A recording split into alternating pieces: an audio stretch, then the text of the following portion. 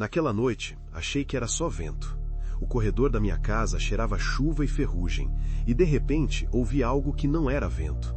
Um sussurro baixo, vindo do fim do corredor. Não era voz, não era ruído de máquina. Era quase um puxão na memória, como se alguém estivesse falando de dentro de você sem usar a boca. Eu morava num prédio velho, de madeira que range, com escadas que pareciam prometer uma queda a cada passo. O meu apartamento ficava no segundo andar, perto de uma janela que só pegava a rua deserta quando a cidade já dormia de vez. Naquela noite, a chuva batia na janela com insistência, e cada respingo batia na minha pele como dedos frios. Eu estava cansado de um dia longo, de uma semana que não acabava. Mas o sussurro continuou, quase brincando de esconderijo, até que eu segui a lembrança pela casa escura. A porta da casa dos fundos, que dava para o corredor de serviço, costumava ficar trancada. Naquela hora, ela não trancou. O vento empurrou o barulho das cortinas e a luz de dentro do prédio fez um reflexo estranho no vidro da porta. Eu sentei por um momento na sala, tentando entender se era cansaço ou medo que apertava meu peito. Então levantei e fui pelo corredor, para ver de onde vinha o sussurro. A casa silenciosa parecia respirar comigo, como se cada cômodo tivesse seu próprio turno de sono. No fim do corredor, a porta da antiga despensa estava entreaberta. A madeira rangia quando eu passei perto, e o cheiro de poeira misturado ao mofo me alcançou no rosto. Não havia ninguém ali. O som vinha de além, como se a casa quisesse me mostrar um segredo que não cabia no mundo de quem trabalha e paga aluguel. Eu segurei a maçaneta com uma mão trêmula e entrei, sem pressa, sem acreditar em nada além do que meus olhos mostravam no momento. A despensa dava para uma escada estreita, que descia ao porão. A luz era fraca, quase azul, filtrando pela janela estreita que já não tinha vidro inteiro. Lá embaixo, o ar era diferente, frio, pesado, com um cheiro de metal antigo que eu não sabia descrever. O piso de madeira rangia de novo, como se alguém tivesse passado por ali recentemente, embora não houvesse cheiro de alguém ali. Voltei o rosto devagar, procurando o que aquele sussurro tentava me indicar. Foi quando a escada revelou uma porta que eu nunca tinha visto aberta antes, encostada na margem do porão, imóvel, como se estivesse esperando por mim. A porta não tinha maçaneta. Era uma cortina de madeira antiga que não se movia com o vento. Era como se a porta soubesse que eu não devia atravessá-la. Ainda assim, havia ali uma fresta, e nela o que parecia ser uma sala minúscula. Não mais, era, sim, uma sala que não deveria existir no porão do prédio. Não havia janelas, havia apenas uma cadeira torta, de metal enferrujado, no centro.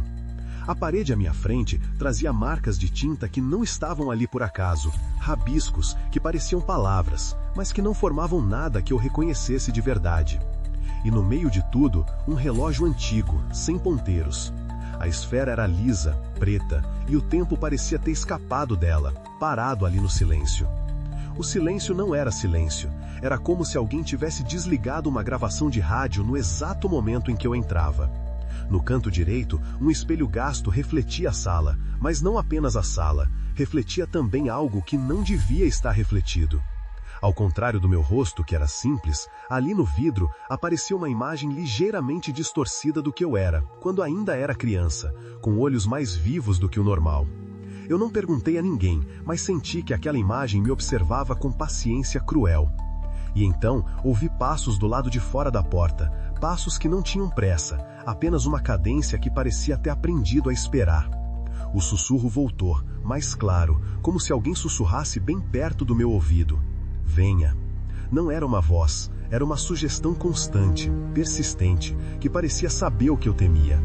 A cadeira tremia de leve, como se respirasse junto comigo. Fui me aproximando da parede onde estavam os rabiscos. Eles se mexiam, não muito, mas o suficiente para que eu percebesse que não eram apenas rabiscos, eram avisos. Um deles dizia, em letras desfeitas, não confia na porta. Outro, menor, dizia, não vá sozinho. E havia uma linha que eu não consegui ler direito, porque a memória me falhou na hora. Parecia uma data antiga, de quando a cidade ainda era jovem. Foi então que o relógio, que não tinha ponteiros, pareceu dar um estalo no ar. A esfera vazia mudou, não de forma perceptível, mas como se o tempo tivesse batido em seu próprio interior e decidido voltar alguns segundos para trás. A sala inteira pareceu encolher. O ar ficou mais pesado. E de trás do espelho, o meu rosto não era mais o meu. Era alguém que eu não reconhecia, alguém que já tinha passado por situações que eu não acreditava que pudesse viver. A imagem piscou uma vez, e então o que eu via não era uma imagem, era um som, uma respiração, áspera, que não vinha de mim. O som parecia ter dentes. Eu recuei, sem pensar muito, e o ruído dos meus passos ecoou pela escada até a minha casa. Quando voltei à sala, tudo parecia ter voltado ao normal, ou quase.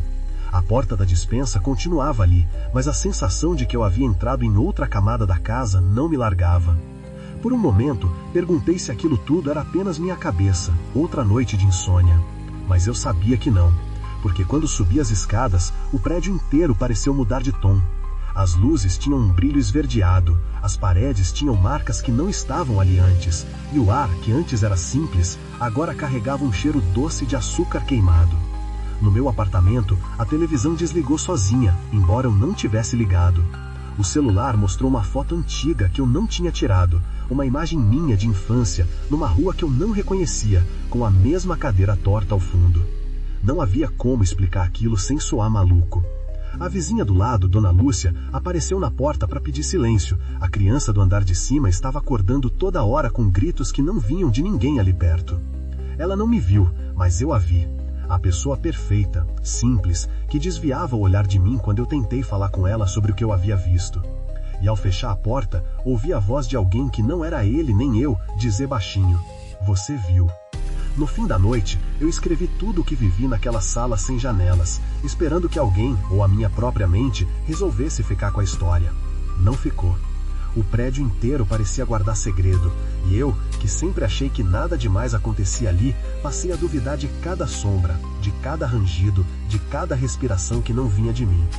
Em algumas noites, acredito ter visto, em algum reflexo, o meu eu mais jovem sorrindo para mim, como quem sabe que tudo aquilo não era sonho, era passagem.